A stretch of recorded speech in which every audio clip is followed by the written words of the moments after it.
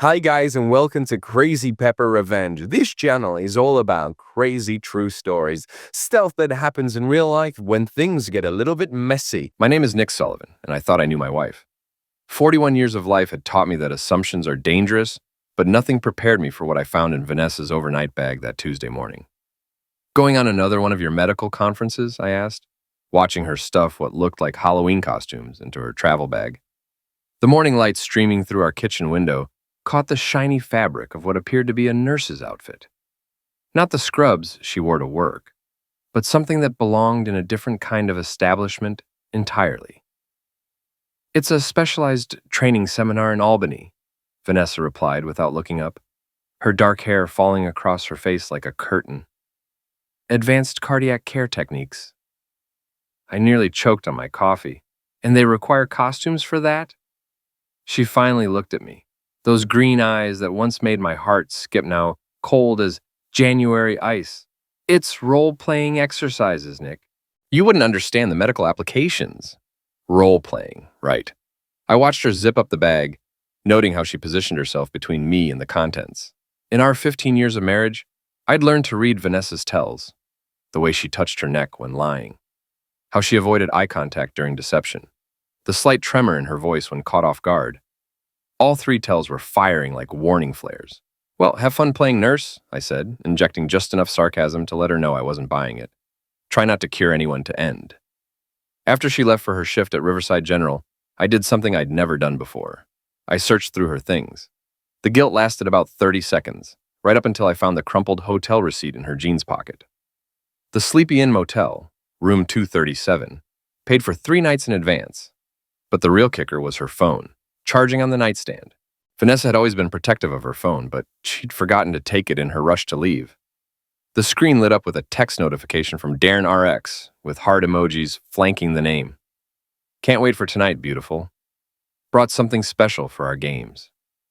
My hands shook as I scrolled through their conversation history. Months of messages, each one more explicit than the last. Photos I wished I could unsee. Plans for their medical conference that had nothing to do with cardiac care and everything to do with cardio of a different variety. Darren Kowalski, I knew that name. Pharmaceutical rep who made rounds at the hospital. Married guy with 2 kids, lived over on Maple Street with his wife Carly. I'd met him at a few hospital Christmas parties. Sleazy smile, expensive suits, the kind of guy who called everyone buddy, while looking over their shoulder for someone more important. The final message thread made my blood boil. Vanessa. Nick's working late again. Clueless as always. Darren RX. Poor fool doesn't know what he's missing. You ready for our costume party? Vanessa. Already packed the outfits. This is going to be so much better than playing house with Mr. Blue Collar. Mr. Blue Collar. 15 years of marriage, and that's what I'd become to her. I owned a successful auto repair shop, employed 12 people, and had built us a comfortable life, but apparently that wasn't enough for Vanessa's refined tastes. I sat there in our kitchen, surrounded by the life we'd built together, feeling like a stranger in my own home. The coffee mug in my hands, a Father's Day gift from 3 years ago that read, "World's Best Husband," suddenly felt like a cruel joke. But then something shifted inside me. The hurt began crystallizing into something harder, sharper. If Vanessa wanted to play games, I could play too. And I'd always been better at strategy than she gave me credit for. I grabbed a needle from her sewing kit and carefully poked microscopic holes in the box of rubbers I'd seen her pack. Just tiny pinpricks, barely visible. If karma was real, maybe it would finally make an appearance. Then I called my shop and told Tommy, my assistant manager, that I'd be out for a few days. Family emergency. It wasn't entirely a lie. The Sleepy Inn Motel looked exactly like the kind of place where marriages went to die. Peeling paint, neon sign with half the letters burned out, and a parking lot that had seen better decades. I sat in my pickup truck across the street, watching room 237 like a private investigator in a bad movie. At 6:40 p.m., Darren's silver BMW pulled into the lot. Even from a distance, I could see his self-satisfied smirk as he grabbed an overnight bag from his trunk. The bag clinked, probably champagne or wine. Nothing but the best for his stolen moments. Vanessa arrived 20 minutes later in her Honda Civic, parking right next to his car like they were advertising their affair to anyone who cared to notice. She'd changed out of her scrubs into a tight black dress I'd bought her for our anniversary 2 years ago. The irony wasn't lost on me. I watched them embrace in the parking lot, his hands roaming places that used to be exclusively mine. She threw her head back and laughed at something he whispered in her ear. When was the last time I'd made her laugh like that? The question made me angry at myself for even thinking it. This wasn't about what I'd done wrong. This was about what she'd chosen to do behind my back. They disappeared into room 237, and I waited. Part of me wanted to storm over there and kick down the door, but I had a better idea. Revenge is a dish best served with documentation. I pulled out my phone and started taking pictures. The BMW with its distinctive license plate. Vanessa's car parked next to it, the room number clearly visible above their door. Then I got creative. Darren had left his driver's side window cracked open, probably to air out the car after smoking one of those expensive cigars he was always bragging about at parties. I slipped a business card from my auto shop through the gap, along with a note I'd prepared. Enjoy the games, buddy. Hope you brought protection. You're going to need it. P.S. Your wife Carly seems like a nice lady. Wonder what she'd think about your medical conferences. A concerned friend. I also happen to have a tube of super glue in my truck. Darren's door lock's got a small application, just enough to make his evening more complicated. Not permanent damage, just inconvenience. The kind of petty revenge that would make him paranoid without giving him grounds to call the police. By 9:30 p.m., I was home, sitting in my garage workshop, planning my next move. The photos were uploaded to a secure cloud account, and I'd created a fake email address for future correspondence. If Vanessa wanted to play spy games, I'd show her what real surveillance looked like. My phone buzzed with a text from her. Conference is going well. Probably won't be able to call tonight. Love you. Love you. The words felt like acid on the screen. I texted back. No problem. Learn lots. Can't wait to hear about all the new techniques you pick up. The double meaning made me smile for the first time all day.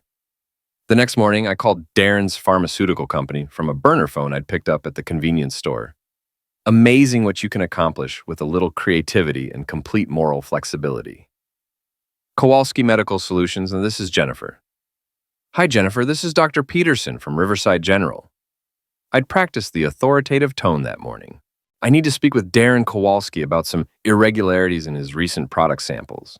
Oh my. Is there a problem, doctor? Let's just say we need to discuss his professional conduct with our nursing staff. It's rather urgent. I could hear her typing frantically.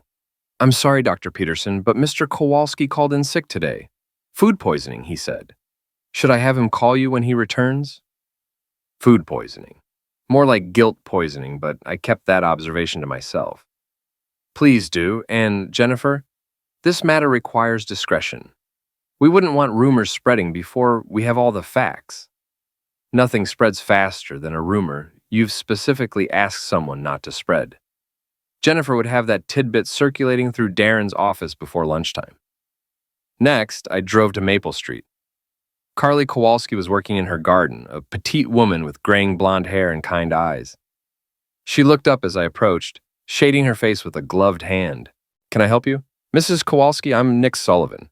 I think we met at the hospital Christmas party a couple years back. Recognition dawned on her face. Oh yes, you were married to Vanessa, the ER nurse. How are you? The innocence in her question made my chest tight. Actually, that's what I wanted to talk to you about. Is your husband home? No, he's at a medical conference in Albany, left yesterday evening. She pulled off her gardening gloves, giving me her full attention. Is everything all right? Mrs. Kowalski, Carly, I think you and I need to have a very honest conversation. I showed her the photos on my phone. Watched her face transform from confusion to recognition to devastation. She sank onto her porch steps, staring at the images of her husband and my wife embracing in that motel parking lot. How long? She whispered. Based on their text messages, about 4 months. She looked up at me with eyes that mirrored my own pain. You have their text messages? Vanessa left her phone at home yesterday morning. I found everything. I sat down next to her on the steps. I'm sorry you had to find out this way. Carly was quiet for a long moment, studying her hands. When she finally spoke, her voice was steady but cold. I suspected something was wrong. He's been different lately. Secretive, working late, taking more business trips. She laughed bitterly. Medical conferences? I should have known. What do you want to do about it? She looked at me with something that might have been respect. What did you have in mind? By the time I left Carly's house an hour later, we had the beginnings of a plan. It turned out that Darren's wife was a lot smarter and more devious than her cheating husband deserved. She also had access to his credit card statements, email accounts, and a detailed knowledge of his schedule that would make the CIA jealous. And he thinks I'm just the little housewife who tends her garden and bakes cookies for the PTA, she told me as I prepared to leave. He has no idea that I managed a corporate office for 15 years before the kids were born. I was beginning to think Darren had no idea about a lot of things. That evening, Vanessa called from her conference. How's the training going? I asked, settling into my recliner with a beer. Oh, you know how these things are. Lots of hands-on practice. Very intensive. I bet. Learning any new positions? Techniques? If she caught the slip, she didn't let on. Several. I think I'll be much better at my job when I get back. I'm sure the patients will appreciate your improved bedside manner. Nick, you're being weird. Is everything okay? Everything's perfect, sweetheart. Just missing my devoted wife. After we hung up, I sat in the dark living room, looking at the framed photos scattered around our home. Our wedding day, vacations we'd taken, holidays with friends, all of it felt like evidence from someone else's life. But tomorrow, the real fun would begin. Vanessa returned from her conference on Thursday afternoon, glowing with what she claimed was professional fulfillment. She kissed my cheek and launched into an elaborate story about advanced cardiac procedures and networking opportunities. You seem different, I observed, watching her unpack. Refreshed. It was exactly what I needed. Sometimes you have to step away from routine to remember why you love what you do. The irony was so thick I could have cut it with a scalpel. Speaking of work, how's that pharmaceutical rep? What's his name? Kowalski? Haven't seen him around lately. Vanessa's hand stilled on her suitcase. I wouldn't know. Why would I keep track of sales reps? No reason. Just thought you nurses kept tabs on all the vendors. She resumed unpacking, but I caught the slight tremor in her fingers. Oh, we have more important things to worry about than pill salesmen. Friday evening, Carly called with an update. She'd been busy during our spouse's romantic getaway. I accessed Darren's company email, she reported. Turns out he's been using his pharmaceutical connections to get information about hospital staff schedules. Specifically, your wife's schedule. That's not just cheating, that's stalking. Gets better. He's been charging personal expenses to his company card and claiming them as client entertainment, including hotel rooms. Is that illegal? It's fraud. His company takes that very seriously. What did you do? I forwarded all the evidence to his supervisor and HR department, from an anonymous email account, of course. Carly had been busy in other ways too. She'd created fake social media profiles and started following both Darren and Vanessa online. Amazing what people posted when they thought no one was watching. Photos from their conference had already started appearing on Vanessa's Instagram, carefully cropped to hide Darren, but the hotel room was clearly visible in the background. Your wife isn't as smart as she thinks she is, Carly observed. She posted a selfie with the room number visible in the mirror behind her. Room 237. The same room I found charged to my husband's company credit card. By Monday morning, the dominoes started falling. Darren showed up at the hospital looking haggard and nervous. Word spread quickly through the nursing staff that he was being investigated by his company for expense account irregularities. Vanessa came home that evening in a foul mood. Everything okay at work? I asked innocently. Just the usual hospital drama. One of the pharmaceutical reps is having some kind of professional crisis. That's too bad. Which one? Does it matter? These sales guys come and go. But I could see the worry in her eyes. She kept checking her phone throughout dinner, typing quick messages when she thought I wasn't looking. That night, I heard her on the phone in the bathroom, speaking in urgent whispers. I couldn't make out the words, but the tone was clear. Panic. The next morning, I made my next move. Riverside General Hospital's monthly staff meeting was held in the main conference room every second Tuesday. As a frequent volunteer for hospital fundraisers and the spouse of a staff member, I'd attended several of these meetings over the years. Nobody questioned my presence when I slipped in through the back door. I'd spent the weekend preparing a presentation. Nothing fancy, just a simple slideshow on my laptop titled Workplace Ethics and Professional Boundaries. Dr. Martinez, the chief of staff, was discussing budget allocations when I approached the front of the room. "Excuse me, Dr. Martinez. I have some information that's relevant to your discussion about maintaining professional standards." Before anyone could object, I connected my laptop to the projection system. The first slide appeared on the large screen: when medical conferences become personal conferences. The room fell silent. I could see Vanessa in the third row, her face draining of color as she realized what was happening. "Ladies and gentlemen, I want to share some recent discoveries about professional conduct and how certain staff members have been representing this hospital during off-site training events." The next slide showed the exterior of the Sleepy Inn Motel. Then, photos of Darren's BMW and Vanessa's Honda parked side by side. Then screenshots of their text message conversations, carefully edited to remove the most explicit content, but leaving enough to make the situation crystal clear. As you can see, some of your colleagues have been attending very specialized training sessions, the kind that require costume changes and extended overnight stays. Dr. Martinez found his voice. "Mr. Sullivan, this is highly inappropriate. What's inappropriate is married employees using company resources to fund their extramarital affairs. What's inappropriate is pharmaceutical representatives using their access to manipulate staff schedules for personal gain." I clicked to the next slide. Darren's expense reports, showing the hotel charges and restaurant bills he'd claimed as business expenses. "Mr. Kowalski has been defrauding his company while conducting an affair with one of your nurses. I thought the hospital administration should be aware that their facility is being used as a hunting ground for married pharmaceutical reps." The room erupted in whispers and gasps.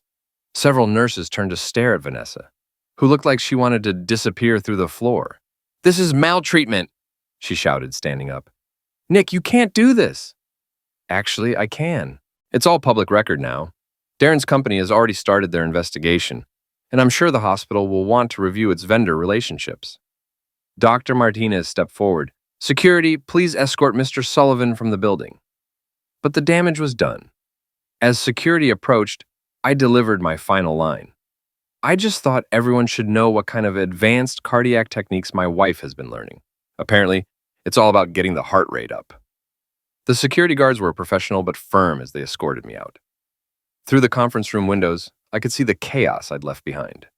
Vanessa was surrounded by colleagues, some offering support, others clearly enjoying the drama. My phone started buzzing before I reached my truck. Text messages from Vanessa, ranging from furious to pleading, threatening. I ignored them all. Instead, I called Carly. "Phase 2 complete," I reported. "How's your end going?" "Darren's been suspended pending investigation. His supervisor called this morning. Apparently, someone also sent anonymous tips to 3 of their biggest clients, questioning his professional ethics. Someone who might have created fake email accounts using public computers at the library." I was really starting to like Carly Kowalski. What's next? Now we wait for them to make the next move. They're going to be desperate, which means they'll make mistakes. She was right. By that evening, both Vanessa and Darren were in full panic mode. The fallout from my hospital presentation spread faster than a virus in flu season. By Wednesday morning, half the town knew about Vanessa and Darren's affair. The other half would know by lunch. Vanessa came home Tuesday night ready for war. "You humiliated me in front of my entire department," she screamed, throwing her purse across the living room.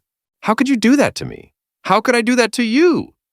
I remained seated in my recliner, keeping my voice level. "Vanessa, you've been cheating on me for 4 months, with a married man, using company resources, and you're asking how I could embarrass you? That's different. How is it different? It just is. What Darren and I have it's complicated. You wouldn't understand. Try me." She paced around the room like a caged animal. "You've gotten so boring, Nick. So predictable. When was the last time you surprised me? When was the last time you made me feel alive? I don't know. When was the last time you gave me a chance? This isn't about chances. This is about you destroying my career because your feelings got hurt." "Your career?" I laughed, and it wasn't a pleasant sound. "Vanessa, you used your position at the hospital to facilitate an affair with a vendor. You lied about business trips. You committed fraud by claiming reimbursement for personal travel. Your career destroyed itself." She stopped pacing and stared at me. "You're different. You're just now noticing. This isn't you, Nick. You don't do things like this. You're not cruel. Maybe you never really knew me." That seemed to shake her more than anything else I'd said. She sat down on the couch across from me, studying my face like she was seeing a stranger. "What do you want?" she asked quietly. "I want my wife back. But she's been gone for months, hasn't she?" "Nick, I want the woman I married, who used to laugh at my jokes and tell me about her day and act like she was happy to see me when I came home. I can be that person again." "No, you can't. Because that person wouldn't have done what you did." We sat in silence for several minutes. Finally, she spoke. "What happens now?"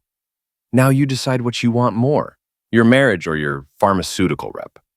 "It's not that simple." "Actually, it is." She left that night to stay with her friend Tina, another nurse from the hospital. I wasn't surprised. Tina had always disliked me, and she'd been encouraging Vanessa's independence for years. What I didn't expect was the phone call I received Thursday morning. "Nick, this is Tina Morrison." "Hello, Tina. We need to talk." "Do we?" "Meet me at Murphy's Bar on 5th Street, 1 hour." Murphy's was the kind of dive bar where hospital staff went to decompress after difficult shifts. Dark, quiet, and discreet. Tina was already there when I arrived, sitting in a corner booth with a glass of wine that was clearly not her first. "Sit down," she said without preamble. I slid into the booth across from her. "What's on your mind, Tina?" "You need to stop this campaign against Vanessa." "Campaign? Don't play dumb." "The hospital presentation, the investigation into Darren, all of it. You're destroying her life." "I'm not destroying anything. I'm just revealing what was already there." Tina leaned forward, her voice dropping to a whisper. "You don't understand the situation." "Then explain it to me." She drained her wine glass and signaled the bartender for another. "Vanessa isn't the villain here. Really. Darren pursued her. Aggressively. For months. He used his access to the hospital to corner her, to pressure her. She was vulnerable." "Vulnerable? How?" "Your marriage has been dead for years, Nick. You know it. She knows it. She was lonely and he took advantage of that." I felt a flicker of the old guilt, the self-doubt that had plagued me since discovering the affair. Maybe I had been neglectful. Maybe I was partly to blame. Then I remembered the text messages, the laughter in the motel parking lot, the costume parties, and the cruel jokes about Mr. Blue Collar. "That's an interesting story, Tina, but it doesn't match the evidence." "What evidence?" I pulled out my phone and showed her some of the screenshots I'd taken, messages where Vanessa was clearly the initiator, photos she'd sent, plans she'd made. Tina's face changed as she scrolled through the images. "Where did you get these?" "Vanessa's phone." "You went through her phone?" "She left it at home."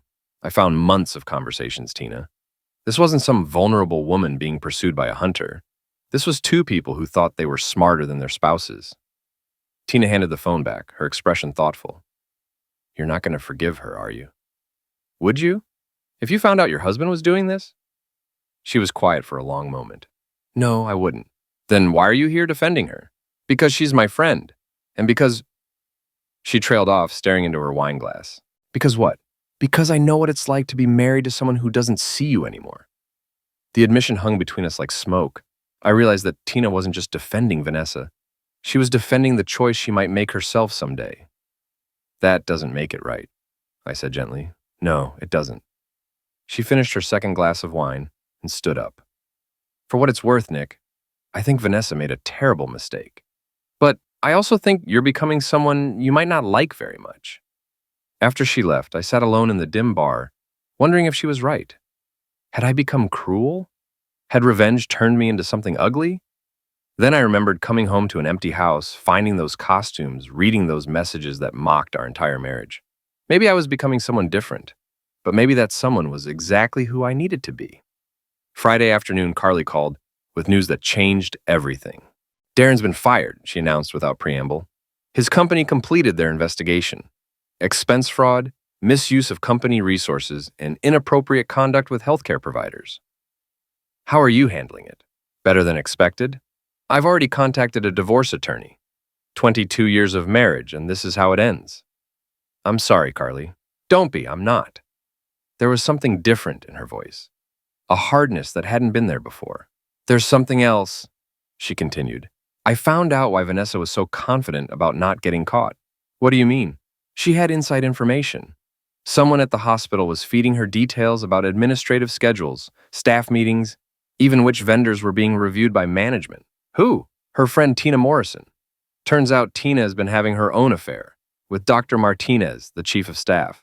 She's been using her access to his schedule and confidential information to help Vanessa avoid detection. The pieces clicked into place. Tina's defensive attitude, her detailed knowledge of hospital politics, her insistence that I didn't understand the situation. How did you find this out? Darren confessed everything when his company confronted him. He's trying to minimize his culpability by exposing everyone else involved. Apparently, Tina promised she could keep the administration from finding out about the affair, as long as Vanessa was discreet. But Vanessa wasn't discreet. No. And now Tina's panicking because her own affair is about to be exposed. What do you want to do about it? I want to finish what we started. That evening, I called a meeting. Not at Murphy's Bar or some other neutral location, but at my house, my territory, my rules. Vanessa arrived first, looking haggard and desperate. She'd been staying with Tina for 3 days, but the stress was showing. Dark circles under her eyes, her usually perfect hair unkempt. "Thank you for agreeing to talk," she said, settling onto the couch where we'd had so many conversations during happier times. "Don't thank me yet." Darren arrived 10 minutes later, looking even worse than Vanessa. His expensive suit was wrinkled, his confidence shattered. The man who'd once strutted through hospital corridors like he owned them now looked like a beaten dog. "Nick," he nodded, not meeting my eyes. "Darren, thanks for coming. Vanessa said you wanted to discuss terms." "I do." Tina was the last to arrive, and she brought a surprise guest, Dr. Martinez. The chief of staff looked uncomfortable but determined, like a man who'd decided to face his problems head-on. "This is unexpected," I said as they settled into the remaining chairs. "Tina thought it would be better if we all addressed this situation together," Dr. Martinez explained. "Clear the air, so to speak." "Interesting approach." I looked around the room at the assembled group. 5 people whose lives had become entangled in a web of deception and betrayal. 4 of them were waiting for me to speak, probably expecting some kind of ultimatum or negotiation. They were going to be disappointed. "I asked you all here because I wanted to make sure everyone understood the current situation," I began. "Darren, you've been fired for fraud and professional misconduct. Your wife has filed for divorce and is seeking half of your assets, plus alimony." Darren winced but nodded. "Vanessa, your affair is now public knowledge throughout the hospital. Your professional reputation is damaged, and your marriage is over." "Nick, please." "I'm not finished." I turned to Tina and Dr. Martinez. "And you two have your own complications to deal with." Dr. Martinez frowned. "What do you mean?" I pulled out my phone and opened a new set of screenshots. Photos I'd taken outside Dr. Martinez's house, showing him and Tina in compromising situations. Text messages between them that Carly had discovered on Darren's phone, forwarded from Tina's account. "You've been having an affair for 8 months," I continued. "Tina's been using her relationship with you to access confidential hospital information, which she then shared with Vanessa to help cover up her affair with Darren." The room fell silent. Dr. Martinez looked like he'd been struck by lightning. "That's not," Tina started. "It's all documented," I interrupted. "Messages, photos, credit card records. Carly and I have been very thorough." "What do you want?" Dr. Martinez asked quietly. "I want you to understand that actions have consequences." I stood up and walked to the window, looking out at the street where I'd lived for 8 years of my marriage, where I'd thought I was building a life with someone who loved me. "Vanessa, you made your choice months ago. You chose excitement over stability, deception over honesty. You chose him." I nodded toward Darren. "Now you get to live with that choice." "But Darren's lost his job. He can't support—" "That's not my problem." I turned to face the room again. "Here's what's going to happen. Vanessa, you're going to move out tonight. You can stay with whoever will have you, but you're not staying here. Nick, Darren, you're going to stay away from my wife permanently. Any contact between you two, and I send everything I have to your wife's divorce attorney and the state medical board." "The state medical board?" Dr. Martinez looked alarmed. "Oh, yes. They're very interested in pharmaceutical representatives who use their access to healthcare facilities for personal gain. And they're equally interested in hospital administrators who compromise patient care by sharing confidential information for personal reasons." The implications sank in. Medical licenses could be revoked. Careers could be ended permanently. "You're destroying lives," Tina whispered. "No, I'm revealing the destruction you've already caused." I walked back to my chair and sat down, looking at each of them in turn. I could have handled this quietly. I could have confronted Vanessa privately, maybe tried marriage counseling, definitely kept it out of the public eye. But you didn't give me that option. What do you mean? Vanessa asked. You made me a laughingstock. Mr. Blue Collar, remember? The clueless husband who was so boring you had to find excitement elsewhere. You mocked our marriage, our life together, everything I thought we'd built. I pulled out printed copies of their text messages and scattered them on the coffee table. You didn't just cheat on me, Vanessa. You humiliated me. You made me a joke to share with your lover. She stared at the printed messages, her face crumbling as she saw her own words reflected back at her. So I decided to return the favor. The room was completely silent now. Outside, I could hear kids playing in the street, the normal sounds of suburban life continuing while our small drama played out. The hospital board meets Monday morning, I continued. They'll be discussing the recent revelations about staff conduct and vendor relationships. I'm sure it will be a very interesting meeting. Dr. Martinez stood up abruptly. This is extortion. No, this is consequences. What do you want from us? I want you to leave my house. I want you to stay out of my life. And I want you to remember that actions have prices. One by one, they filed out. Darren first, slinking away like a whipped dog. Dr. Martinez and Tina next, whispering urgently to each other as they reached the door. Vanessa was the last to leave. She stood in the doorway, looking back at me with something that might have been regret. I did love you, Nick. I still do. No, you don't. You love the security I provided. You love having someone to come home to when your excitement gets boring. But you don't love me.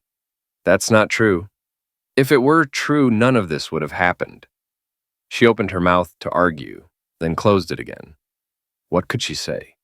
The evidence was overwhelming, the betrayal complete. I'll come back for my things tomorrow. I'll leave them on the porch. After she left, I sat alone in my living room, surrounded by the wreckage of my marriage. The house felt different, emptier, but also cleaner somehow. Like an infection had been drained. My phone buzzed with a text from Carly. How did it go? I typed back, it's over. Good. Want to grab dinner tomorrow? As friends. I smiled for the first time in days. I'd like that. Maybe revenge wasn't just about punishment. Maybe it was also about clearing away the debris so you could see what was worth rebuilding. Saturday morning brought unexpected visitors. I was packing Vanessa's belongings when I heard cars pulling into my driveway. Through the window, I saw Rick Morrison, my former best friend and Tina's husband, getting out of his pickup truck. Behind him, two other men I recognized from the hospital Christmas parties. Rick knocked on my door with the kind of heavy-handed authority he'd perfected during his years as a police officer. When I opened it, his face was flushed with anger. We need to talk, he announced, pushing past me into the house. His companions followed, Jim Bradley, a paramedic who'd always been part of Vanessa's social circle, and Mark Stevens, whose wife worked in hospital administration. They arranged themselves in my living room like a tribunal. You've gone too far, Nick, Rick continued. This vendetta against our wives has to stop. Vendetta? Don't play innocent. You've destroyed Darren's career, humiliated Vanessa publicly, and now you're going after Tina and Dr. Martinez. When does it end? I looked at the three men standing in my living room, people I'd considered friends, whose barbecues I'd attended, whose children I'd watched grow up. It ends when people take responsibility for their actions. Say, Jim interjected.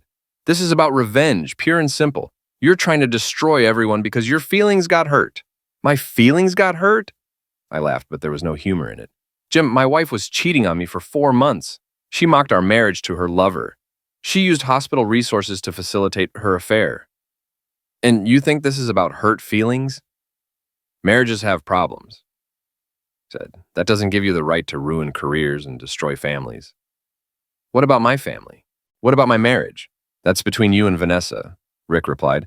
But Tina didn't do anything wrong. Tina helped cover up the affair.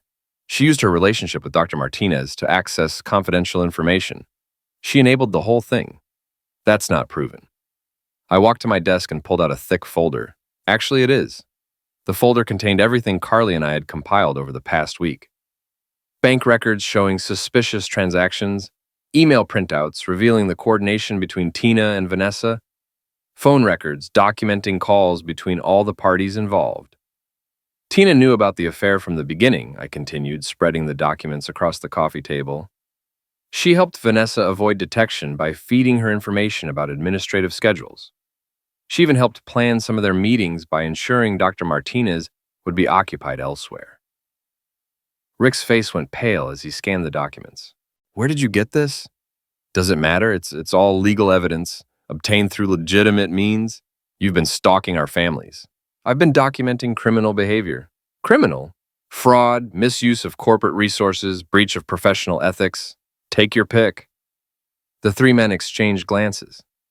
I could see them reassessing the situation, realizing that this wasn't just about a cheating wife and a hurt husband. What do you want? Rick asked finally. I want you to leave my house. That's it? That's it. Unless you're here to apologize for enabling your wives' behavior by making excuses for them. We're not apologizing for anything, Jim said. Our wives aren't the ones who turned this into a public spectacle. No, they're the ones who created the spectacle in the first place. Mark stepped forward, trying to play peacemaker. Look, Nick, we understand you're angry, but this has gone far enough. Can't we find a way to resolve this without destroying everyone's lives? You mean without consequences for anyone except me? That's not what I meant. That's exactly what you meant. You want me to quietly accept that my marriage was destroyed, that I was made a fool of, that people I trusted betrayed me. You want me to just move on and pretend none of it happened. We want you to act like a decent human being, Rick said. Like your wife did when she helped mine cheat on me. Tina didn't cheat on anyone. No, she just enabled someone else's cheating. She just compromised her professional ethics to help destroy my marriage. She just violated patient confidentiality and hospital policies to cover up an affair. Rick looked like he wanted to hit me. His hands were clenched into fists, his face red with anger.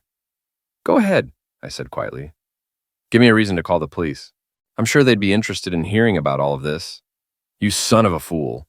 Rick, Mark grabbed his arm. Don't. He's destroying our lives. No, I corrected. I'm revealing what your wives already destroyed. The only difference is that now everyone can see it. Jim shook his head in disgust. You used to be a good guy, Nick. What happened to you? I grew up.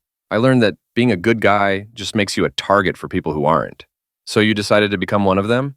I decided to stop being a sufferer.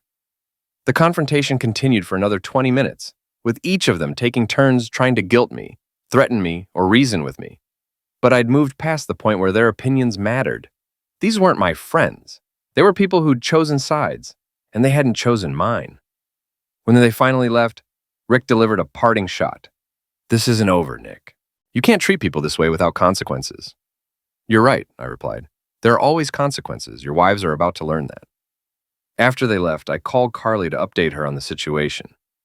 They're getting desperate, she observed. That's good. Desperate people make mistakes. What kind of mistakes? The kind that give us more ammunition. She was right. By Sunday evening, my phone was buzzing with text messages from all four of the conspirators. Vanessa begging for forgiveness. Darren offering to pay me money to keep quiet. Tina threatening to sue me for maltreatment. Dr. Martinez trying to negotiate some kind of settlement. I ignored them all. Monday morning, the hospital board met as scheduled. I wasn't present for the meeting, but Carly had a friend who worked in administration. The details filtered back to me by noon. Dr. Martinez had been suspended pending a full investigation. Tina had been terminated immediately for breach of professional conduct. The hospital's relationship with Darren's former pharmaceutical company was under review. Vanessa had tendered her resignation before she could be fired. By Monday evening, the local newspaper had picked up the story. Not the personal details, those were still private, but the professional misconduct angle was newsworthy. Hospital staff terminated an ethics scandal, ran as the headline on Tuesday morning. I read the article over coffee in my kitchen, sitting at the table where Vanessa and I had shared thousands of meals during our marriage. The house was quiet now, peaceful in a way it hadn't been for months. My phone rang. Carly's name appeared on the screen. Have you seen the paper? She asked. Just finished reading it. How do you feel? I considered the question. How did I feel? Vindicated? Satisfied? Empty? Free, I said finally. I feel free. Good. That's how you should feel. What about you? Any regrets? About exposing my cheating husband and his conspirators? Not a single one. What's next for you? Divorce proceedings start next week. My attorney says I should get the house and half of everything else. Darren's going to have to find a new career and a new place to live. And after that, I start over. At 45 years old, I start completely over. That's not easy. No, but it's honest. For the first time in years, my life is going to be completely honest. We talked for another few minutes before hanging up. I sat in my kitchen, looking around at the space that was now entirely mine. No more walking on eggshells, no more wondering what Vanessa was really doing during her late nights at work. No more pretending that everything was fine when it clearly wasn't. The revenge was complete. The people who had betrayed me were facing the consequences of their actions. Justice, of a sort, had been served. But more importantly, I was no longer the sufferer of their story. I had taken control, fought back, and won. Some people might call that cruel. Others might call it justice. I called it freedom.